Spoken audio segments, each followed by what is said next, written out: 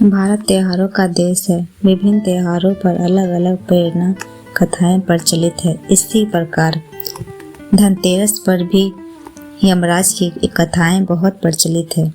कथा कुछ इस प्रकार है। पुराने जमाने में एक राजा हुए थे। राजा हिम उनके यहाँ एक पुत्र हुआ तो उनकी जन्म कुंडली बनाई गई। ज्योतिष ने कहा कि राजकुमार अपनी शादी के चौथे दिन सांप के काटने से मर जाएंगे। इस पर राजा चिंतित रहने लगे। जब राजकुमार की उम्र 16 साल की हुई तो उनकी शादी एक सुंदर, सुशील और समझदार राजकुमारी से कर दी गई। राजकुमारी माँ लक्ष्मी की बड़ी भक्त थी। राजकुमारी को भी अपने पति पर आने वाली विपत्ति के विषय में पता चल गया। राजकुमारी काफी दृढ़ इच्छा शक्ति वाली थी, जिसने उन्हें चौथे दिन का इंतजार पूरी तैयारी के साथ किए।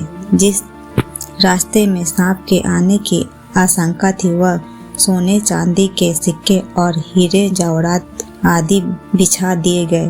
पूरे घर को रोशनी से जगमगा दिया गया।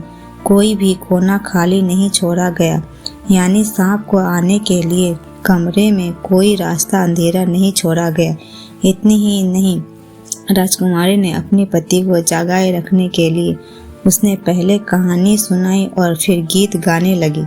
इसी दौरान जब मृत्यु के देवता यमराज ने सांप का रूप धारण करके कमरे में प्रवेश करने की कोशिश की तो रोशनी की वजह उसकी आंखें चंधरा गई। इस कारण सांप दूसरी रास्ता खोजने लगे और रेंगते हुए उस जगह पहुंच गए जहां सोने, चांदी और सिक्के रखे हुए थे। डसने का मौका नहीं मिला देख विषधारी भी वहीं कुंडली मार लगाकर बैठ गए और राजकुमारी के गाने सुनने लगे। उसी बीच सूर्य देवता ने दस्तक दे दी, यानी सुबह हो गई। यम देव वापस जा चुके थे। इस तरह राजकुमारी ने अपने पति को मौत के पंजे में पहुंचने से पहले ही छुड़ा लिए।